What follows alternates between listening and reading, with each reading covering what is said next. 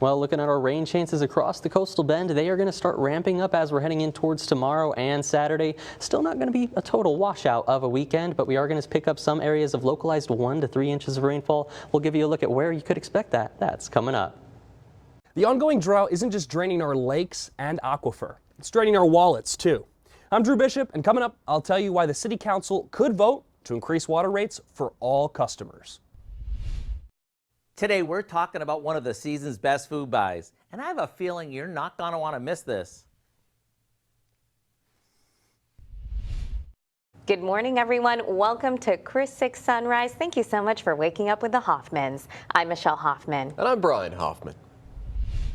Well, howdy and happy Thursday, Coastal Bend. I'm meteorologist Stephen Jones. Taking a look through our Coastal Bend Weather Watchers group on Facebook. Saw this great shot. Thank you to Edward Bill for sending this one in from downtown. Got the Cumulosaurus Rex here in the sky. Either way, maybe looking a little bit like Godzilla. Also, just a great shot. Thank you to Edward for sending this one in. Either way, if you get any good shots like this one, sunrises or sunsets, hopefully you also submit that to our Coastal Bend Weather Watchers group. Either way, if you're not a member, going to see some more good shots just like that one. As we're heading through our Thursday forecast, here's a look at that. We're going to see plenty of sunshine, especially as we're heading through the morning hours. Going into the afternoon, we could see 1 or 2 stray showers trying to set up, but we do have a little bit more of that Saharan dust overhead, so not expecting quite as much as what we've experienced the past few days. Temperatures still into those lower 90s with winds out of the southeast about 10 to 15 miles an hour. As we're going out there today, keep in mind that heat risk into the moderate category across the entire area with pockets of that minor heat risk out there, of course. And something you want to remember as we're heading into the weekend, still going to be holding on to plenty of that heat as we're heading out there.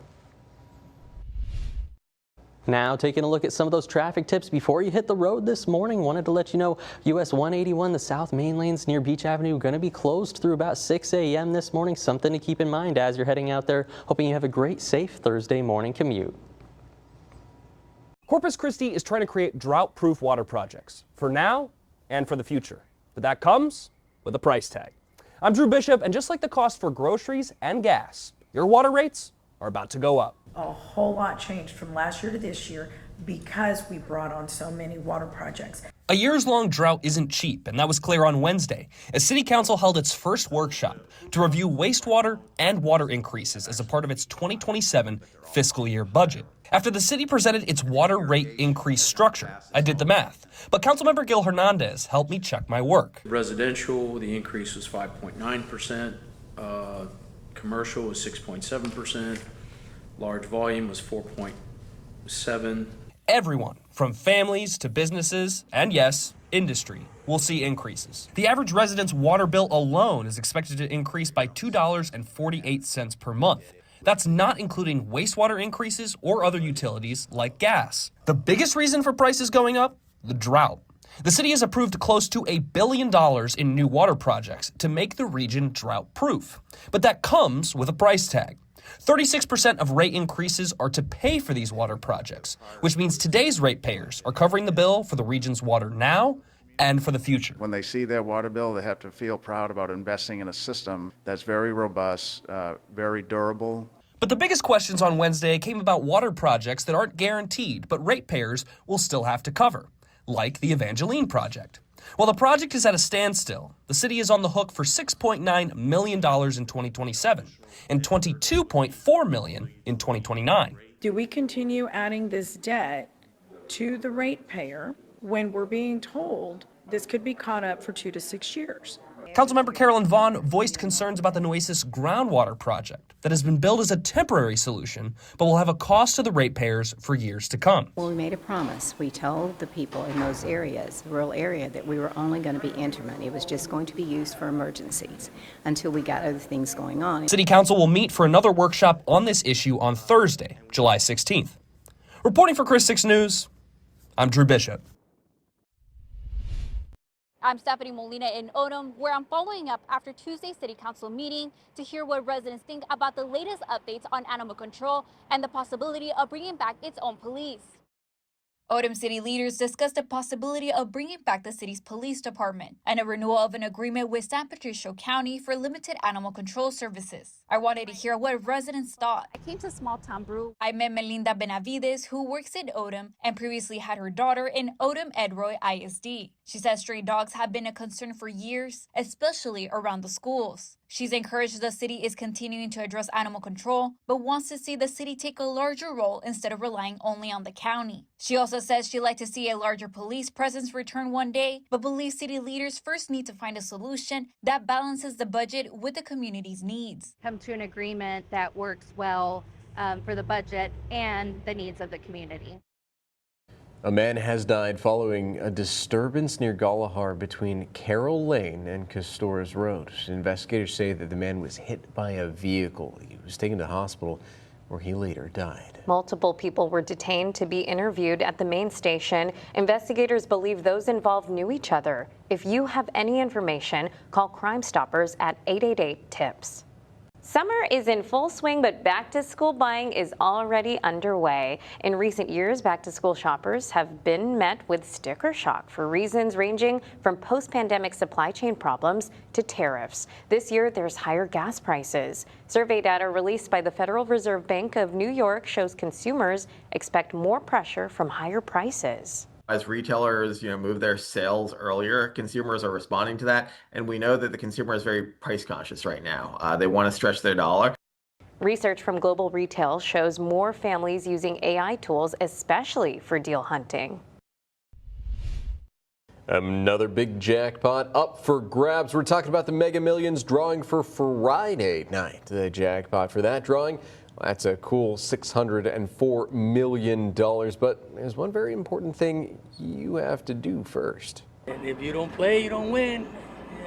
Like buying popcorn, 6-pack of beer, same thing. You got to spend your money somewhere. And it's not just for me, it's for my wife, the grandkids, the family.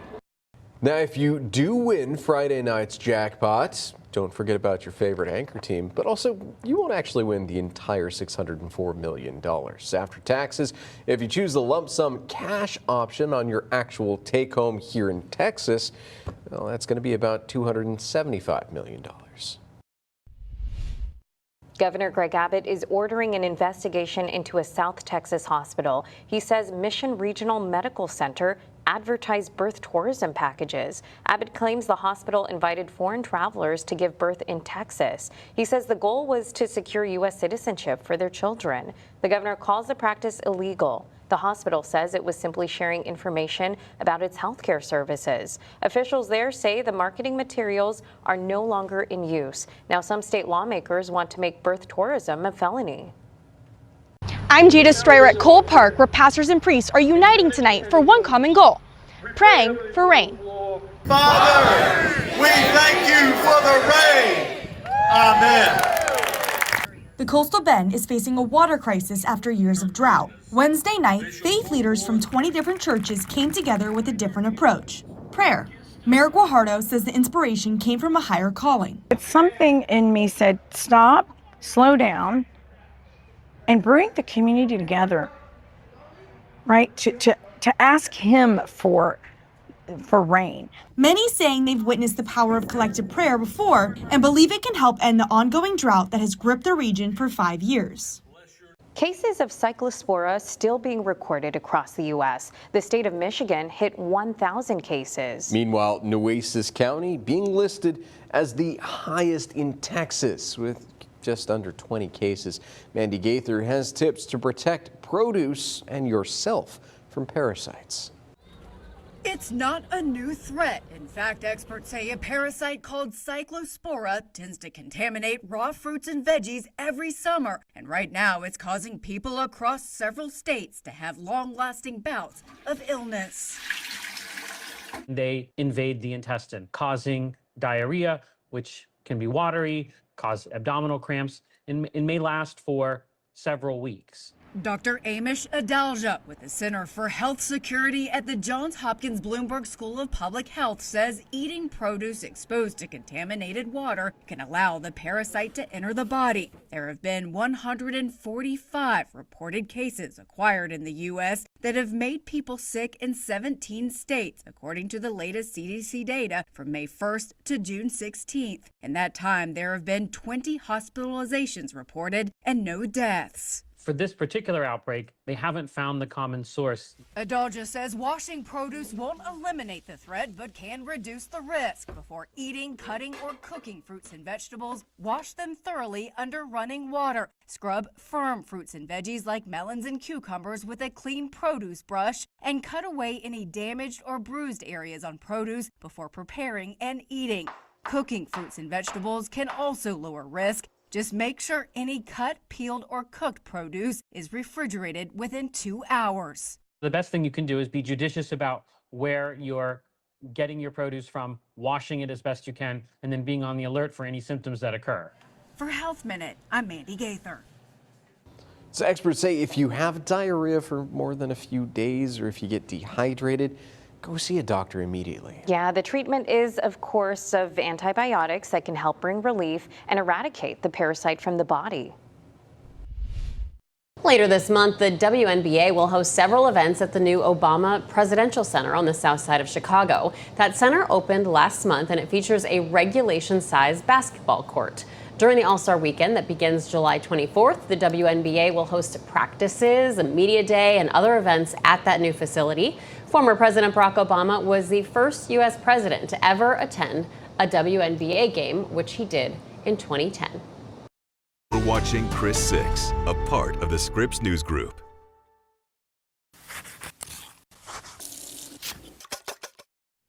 Just walk through the produce section in any grocery store or your local farmer's market, and it's pretty obvious that we're in the height of peach season. Yeah, they're one of the best food buys this month. So let me show you how to easily turn them into a cobbler that is so good, your tongue will slap you on the back of the head asking for more. We start off by peeling and slicing about 7 to 8 peaches, depending how large they are. After you peel them, they're going to be slippery, so hang on to them. Once they're cut, we toss them with some melted butter, cinnamon, sugar, cornstarch, and spoon it all into a baking dish.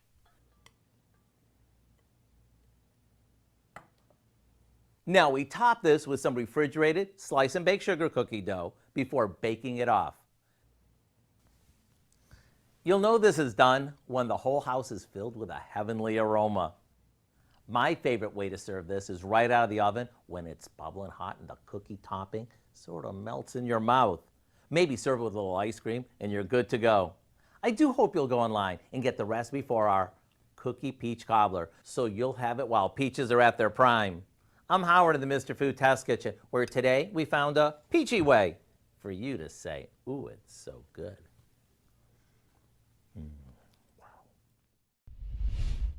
Good morning, I'm Maritza Giorgio. Here's what's happening today. The Pan American Health Organization is expected to give an update on the earthquake response in Venezuela Thursday. More than 3,500 people are now reported dead after the twin quakes last month. The organization is expected to address the issues of damaged infrastructure and infectious disease risks. With vaccine rates low and many people stuck together in shelters, they're also expected to continue to ask for financial help for the hundreds of thousands of people impacted. The burial service for the former Ayatollah of Iran will take place Thursday. Ali Khamenei's burial will take place in his birthplace. His remains will be interred at one of the holiest sites in Shia Islam. The burial will mark the end of a week-long state funeral. He was killed in joint airstrikes by the U.S. and Israel in February. And the NBA Summer League officially tips off Thursday. All 30 teams will showcase their newest draft picks, young players, and hopeful free agents looking to earn spots on the roster. This year's event features highly anticipated rookies making their pro debuts with 76 games scheduled over 11 days. The Summer League will run through July 19th in Las Vegas. Well, hey there, Coastal Bend. Taking a look at our future tracker as we're heading through our Thursday morning. Expecting a little bit more of that cloud cover as we're heading in towards our Thursday afternoon. Could see 1 or 2 stray showers trying to set up, but expecting a decrease in coverage compared to what we've seen over the past couple of days, thanks to a little bit of that Saharan dust overhead. Either way, as we head in towards the overnight hours, all of that starts to dry up. Could see a few as we're heading in towards the early morning hours of tomorrow. That's thanks to an additional plume of moisture working into the area and that Saharan dust working out of the area. Here's a look by tomorrow morning, back down into the 70s for most of us, maybe a couple of 80s out there. And some models already want to bring in a few showers towards our coastal communities as we're heading in towards tomorrow morning. Something to keep in mind. Either way, as we go through the day tomorrow, we're expecting a little bit more of that isolated activity to be taking place. Something to keep in mind as we're heading through the next couple of days. Here's a look at the rain chances as we're going through the next few days. Not a total washout as we're heading into the weekend, but expecting more of that scattered activity and maybe even a little bit more as we're heading in towards Wednesday of next week.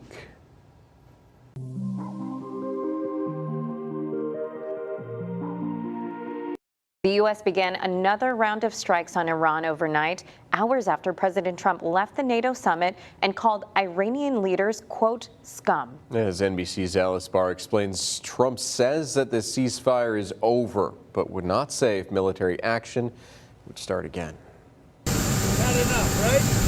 President Trump is back in Washington from the NATO summit in Turkey, flying at the same time the U.S. military launched a new round of strikes against Iran, hitting roughly 90 military targets, according to U.S. Central Command. We just hit them very hard, and I say we hit them 20-1 every time they hit us. Iran says it fired back against 4 U.S. bases in Bahrain and Kuwait. The Pentagon has not confirmed that or any damage. The second night in a row of strikes exchanged comes after President Trump declared Wednesday the ceasefire with Iran is over. To me, I think it's over. I don't want to deal with them and with this scum. The flare-up started when Iran struck 3 commercial ships in the Strait of Hormuz earlier this week, despite promising to allow traffic to flow as part of the preliminary peace deal. That deal is now in question. They called a little while ago. They want to make a deal so badly. I just don't know if they're worthy of making a deal. I don't know that they're going to honor the deal. Oil prices are surging as President Trump threatened to reimpose the U.S. naval blockade on Iranian ships, while Iran's lead negotiator said the Strait of Hormuz will only be open under Iranian management. The president, though, said he does not expect a return to full-scale war. I don't think it's going to start again. I think it's going to go very quickly. That as he shifted course on another war while at the NATO summit, granting the president of Ukraine's request for a license to build its own Patriot missile defense systems to ward off increasing Russian attacks. President Trump left Turkey on the old Air Force One before changing to the new one gifted by Qatar at a stop in England. The president denied the swap was for security reasons, but a source familiar with the president's plans told NBC News it was a security move made out of an abundance of caution as they took off from a country that borders Iran. In Washington, Alice Barr, NBC News. Now, say hello to your neighbors. This is your Chris 6 News Sunrise Shoutouts. Good morning, Chris Sunrise team. We are here in downtown Corpus Christi. And we want to wish all our Corpus Christi neighbors a good morning and a great day. What a great looking group, right? Lots of bright colors. We want to say good morning to the downtown Corpus Christi management team. We hope you guys have a wonderful day as well. And congrats on your recent award too. And folks, if you want to send in your own shout out, you can do so by scanning the QR code you see on the screen. We always love to see it. Or you can always head on over to our website. That's christv.com. Well, starting us off with our Lion View to Animal Services dog walking forecast. Today we've got Jackson on the board right here from Nueces County. Says his favorite place to go on a walk is just around the neighborhood. As we're heading out there this morning for Jackson's walk, keep in mind, definitely feeling the mugginess still in the atmosphere. 83 degrees by 9 a.m. up to 88 as we're heading in towards that 11 a.m. hour. Quickly warming up out there. Wind-wise, out of the south this morning, closer to that 5-mile-an-hour mark, picking up towards 10 to 15 miles an hour as we head later into the afternoon. Of course, we could see a couple peak gusts upwards of 20 miles an hour, but not overly windy here in Corpus Christi. Expecting that daytime high around 92 degrees under the partly cloudy skies. Could see 1 or 2 stray showers trying to set up, but expecting a little bit less than what we've seen over the past few days.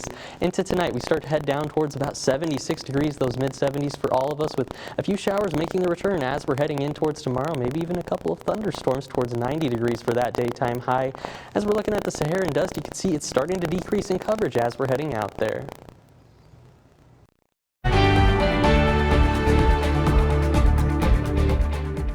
Good morning, everyone. You are watching Chris 6 at Sunrise. As always, waking up with the Hoffmans today. I'm Brian Hoffman. And I'm Michelle Hoffman. Folks, we're almost at the weekend, right? We live for the weekend. So let's check in with meteorologist Stephen Jones to see how our forecast is looking this Thursday first.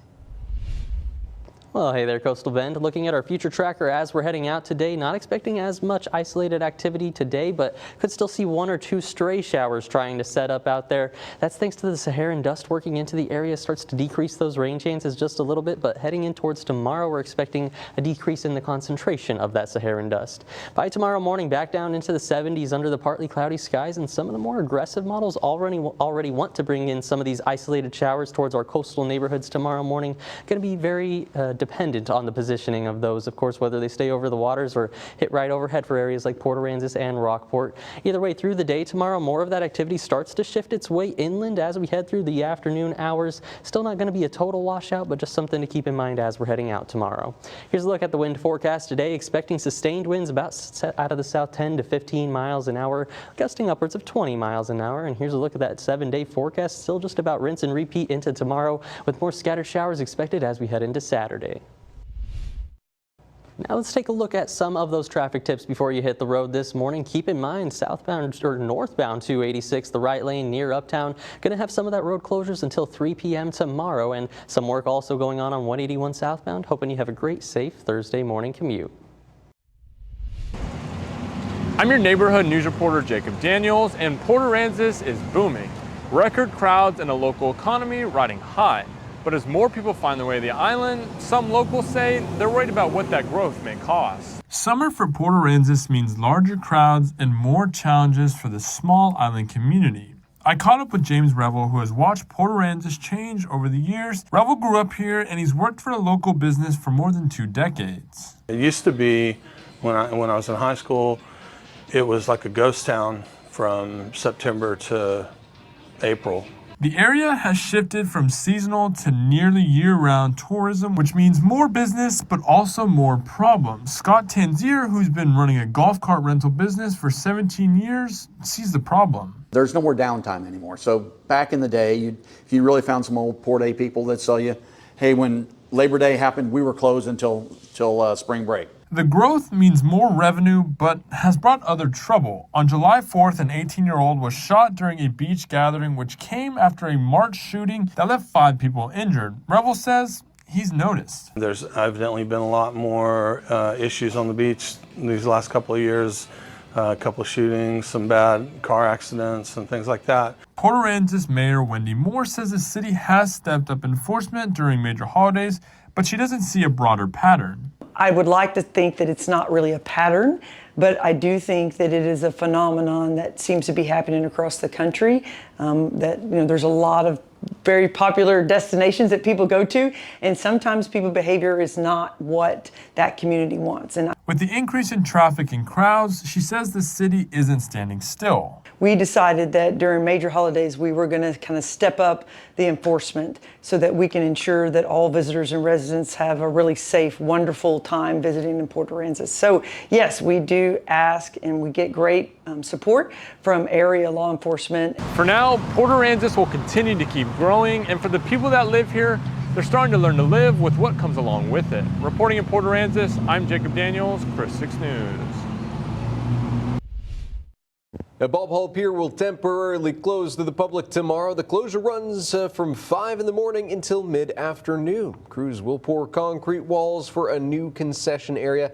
Barricades and caution tape will block off the entire pier, and officials want everyone to avoid the work zone just for safety's sake. Well, Bob Hall Pier has been through some tough times over the past 6 years. Back in July of 2020, the pier was damaged beyond repair by Hurricane Hannah.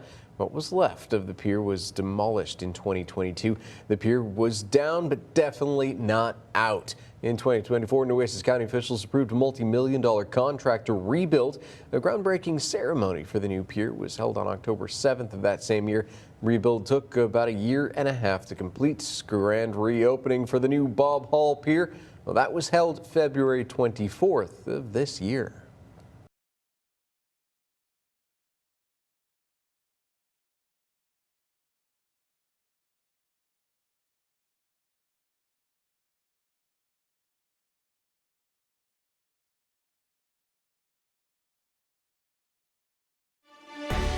Now, 20 minutes of nonstop news, sponsored by Ewald Kubota.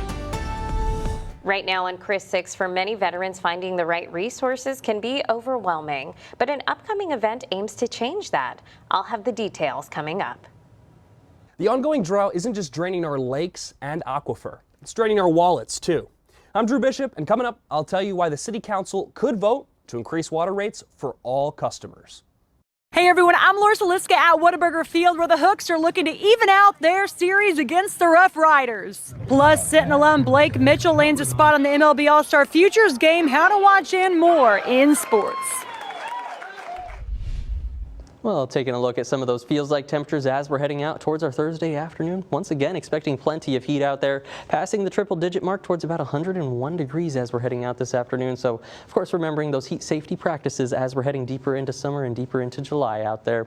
A look at our rain chances now. We're going to start to see them increase as we're heading in towards tomorrow morning, peaking, it looks like, as we're heading in towards tomorrow night before that activity starts to dry up as we're heading in towards Sunday and the start of next week. So just keep in mind for Friday and Saturday, plans could run into some of those quick showers, but not a total washout of a weekend as we're heading out.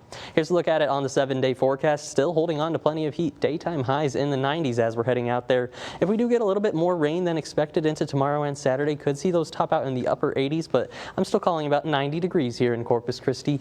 As that rain chance dries up into Sunday and Monday, still feeling 93 degrees. Overnight lows in those upper 70s, and looking like we could see a few more isolated storms as we head in towards Wednesday of next week.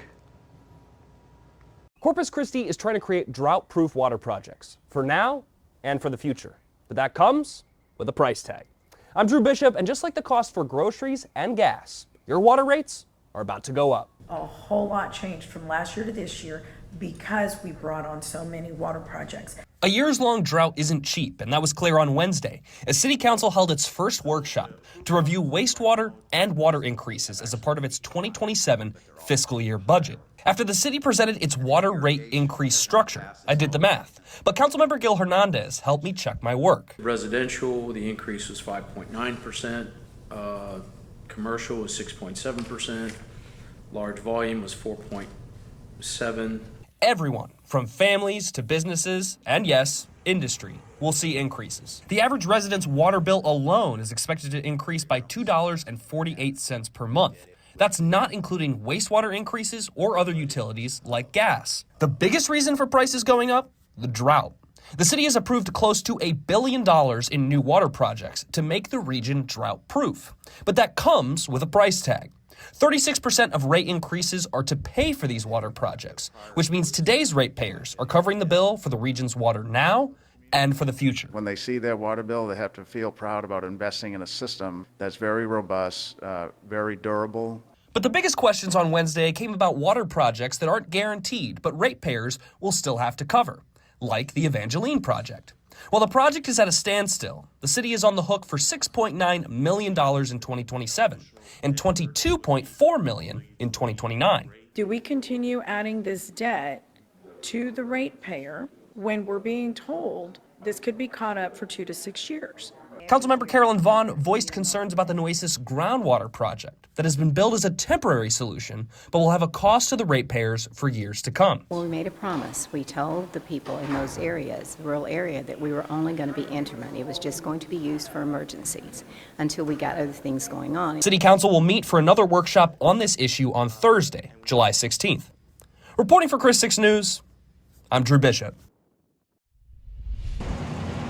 I'm your neighborhood news reporter, Jacob Daniels, and Port Aransas is booming.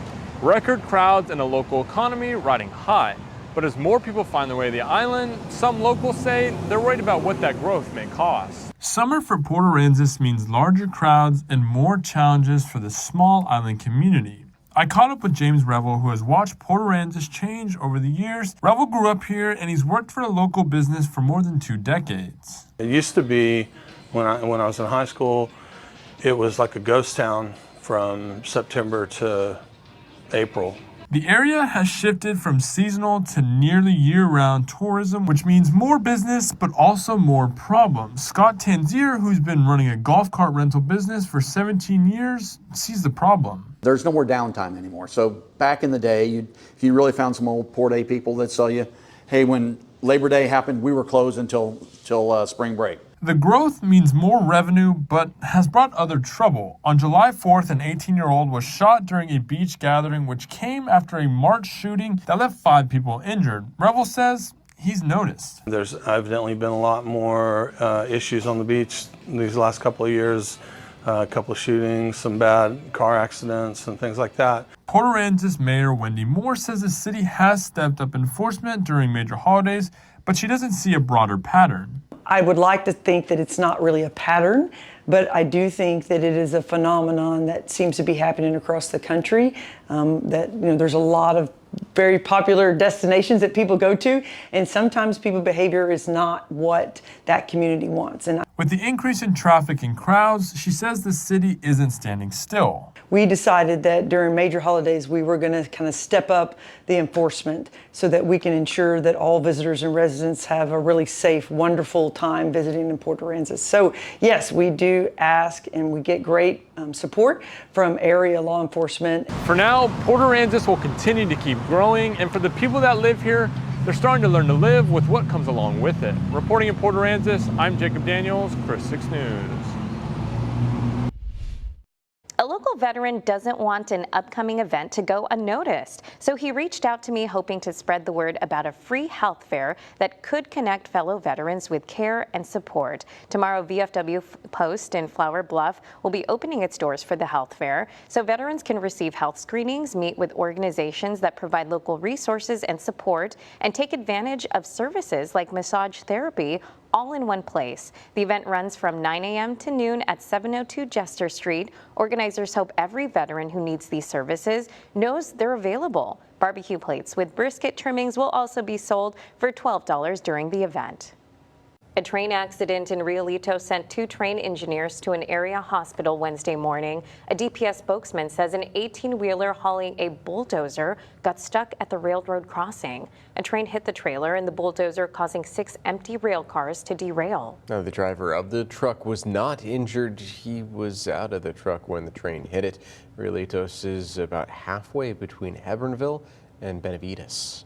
Houston leaders are demanding answers after a federal immigration agent shot and killed an undocumented man. Community members held a vigil Wednesday night for Lorenzo Salgado Araujo. ICE officials say agents tried to arrest him during a traffic stop on Tuesday. They say he tried to run over an agent with his car before they fired in self-defense. The district attorney says the man did not appear to have a criminal record. The FBI and Homeland Security are now investigating the deadly shooting. A San Antonio neighborhood is reeling after a deadly weekend shooting. Police say a group of people walked up to an apartment building and opened fire on Saturday night. The gunfire killed a teenager and injured several others, including a 5-year-old. Neighbors say a police camera trailer was recently removed from the area. Police promise to bring that camera back soon. A 12-year-old girl remains in the ICU.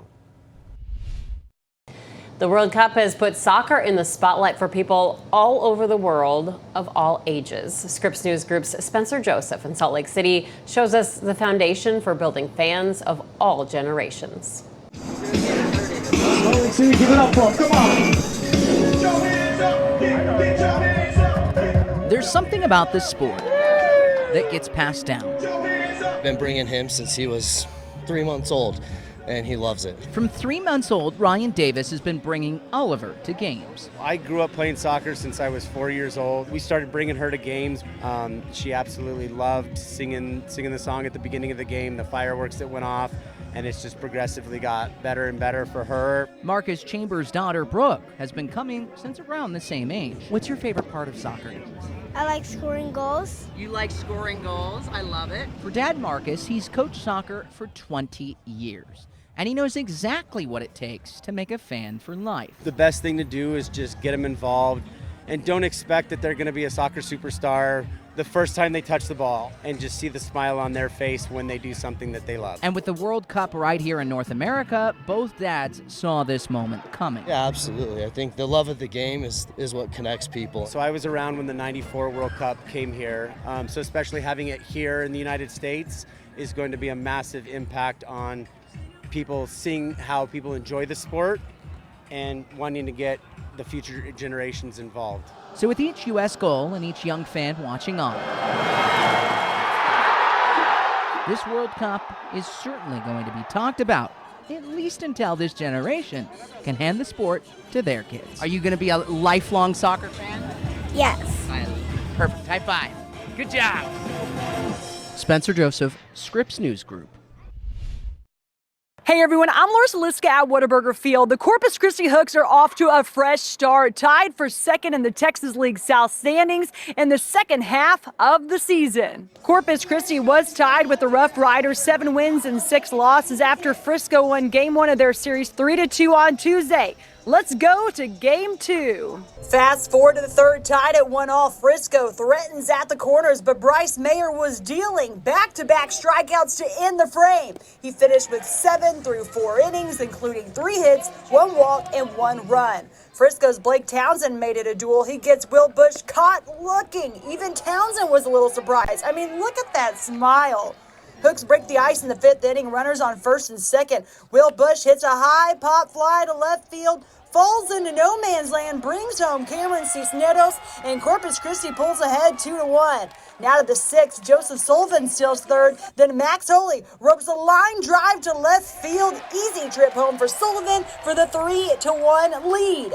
But a Hooks relief pitcher gave up 7 runs in the 8th, and the Hooks fall 8-3. Game 3 is set for Thursday at 6:35 p.m. Bring your best friend for Bark in the Park. Big time news in Major League Baseball. 43-year-old pitcher and 3-time Cy Young Award winner Justin Verlander announced he will retire at the end of the Detroit Tigers 2026 season. Verlander said, in quote, "I never wanted to retire because of a milestone, a number, or a date on the calendar. I wanted the game to tell me when it was time," end quote. The right-hander won 2 World Series with the Houston Astros, and he currently has 266 regular season wins and 3,554 strikeouts over his 21 MLB seasons. The league recently honored Verlander as a legend pick for the All-Star Game American League roster, celebrating his career contributions to baseball. In the MLB All-Stars Futures Game, Coastal Bend fans will see Sinton alum and catcher Blake Mitchell. He represents the Royals organization in the showcase for top prospects. The high-A catcher has totaled 14 home runs, 61 runs, and 44 RBI through 73 games this season. The All-Star Futures Game is scheduled for Sunday at 11 a.m. Catch Blake Mitchell live on NBC Chris 6. I'm Larissa Liska, Chris 6 Sports. The Houston Astros struggled on the road against the Washington Nationals. Washington took a 2-0 lead in the 3rd inning on an RBI double from Dalen Lyle. Luis Garza Jr. Blew the game open in the 4th with a 3-run homer. C.J. Abrams added a solo shot in the 5th to extend the lead. The Nationals pitching staff shut down the Astros offensive, though, the rest of the way. Washington wins 8-2.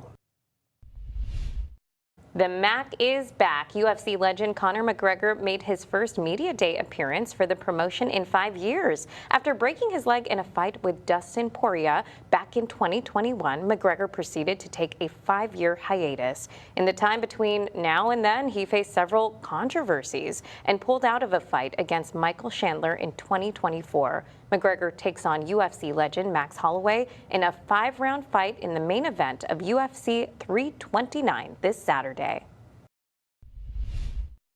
The WNBA is heading to the new Obama Presidential Center in Chicago. The league will host several events at the facility later this month. The center just opened on the south side of Chicago and features a regulation-sized basketball court. The WNBA will host practices and a media day there during All-Star Weekend, and the festivities kick off on July 24th. Former President Barack Obama was the first U.S. president to attend a WNBA game back in 2010. We got some movie news for you now, folks. Plus, a veteran actor gets a Lifetime Achievement Award. Here's David Daniel with today's Hollywood Minute. The future has a way of talking to me. I can't see what's ahead. How does it feel to be human like like everyone else, Paul Atreides. The official trailer is out for Dune Part 3, the conclusion of the science fiction trilogy starring Timothée Chalamet and Zendaya from director Denis Villeneuve arrives in IMAX and other theaters December 18th. I was like, I feel good. I feel cool right now until... Moana star Dwayne Johnson is jumping into his next project. He's set to produce and star in Freebird, about a Las Vegas stuntman who conceals his diagnosis of dementia so he can make one last jump. Greg Cuidar, Oscar nominated for writing Train Dreams and Sing Sing, will write and direct the action drama. And he's about as crazy as I am about, taking chances in a sense. So Andy Garcia is getting a Lifetime Achievement Award. The actor, filmmaker, and musician will be honored at this year's Imagen Awards for his more than 4 decades of storytelling and commitment to Latino representation. The 41st Imagen Awards take place August 21st in Beverly Hills. In Hollywood, I'm David Daniel. For young ones in Mathis looking for some summer fun, look no further. Mathis Pony League is hosting summer kickball and registrations are back open. Parents have until this Saturday to sign up their kids. The league features a Pee Wee division for ages 5 to 8. There's also a juniors division for ages 8 to 11. Families can register and pay online for a fee of $35, and information on how to register is on the City of Mathis Facebook page. Now, 6 things to know before you go. A Clayburgh County judge, Brandon Wayne Barrera, is off the bench without pay. He was arrested in January. Investigators say he had at least 1 gram of meth. A grand jury indicted him last month. His suspension will last until his case is dismissed or he's acquitted. So a grass fire in Aransas County led to some evacuations. It's being called the Holden Fire. And so far, at least 20 people have been evacuated. At least 100 acres have burned, and the fire is only 75% contained at last check. Bob Hall Pier will temporarily close to the public tomorrow morning. Crews will pour concrete walls for a new concession area. The closure is expected to start at 5 a.m. and reopen later that day. Corpus Christi continues to combat mosquitoes. The city is going to spray on the city's south side between Saratoga and Yorktown areas on each side of Everhart Road. They will also be in the Bay Area near the Island University. A new survey suggests doctors would like to use data from their patients' wearable devices, but there are some barriers. The doctor cited reimbursement, regulatory conditions, and workflow feasibility as reasons for the lack of integration. A $604 million Mega Millions jackpot. That's going to be drawn tomorrow night, folks. If you happen to win, you have the option of a lump sum cash option. That take home will be less than the jackpot, of course. And those are your 6 things you need to know before you go. Well, hey there once again, Coastal Bend. Looking at our rain chances, keep in mind could see a few more scattered showers and storms as we're heading in towards our Friday and Saturday morning. Luckily, that activity starts to dry up, it looks like, as we're heading in towards Saturday afternoon and Sunday. Of course, could still shift a little bit on that timing, but right now, here's what we're expecting. So not a total washout of a weekend, just something to keep in mind, especially for some of those Saturday morning plans. Here's how it's shaping up on the 7-day forecast. Daytime highs still in the 90s and overnight lows still in those upper 70s. Either way, hoping you have a great rest of your Thursday.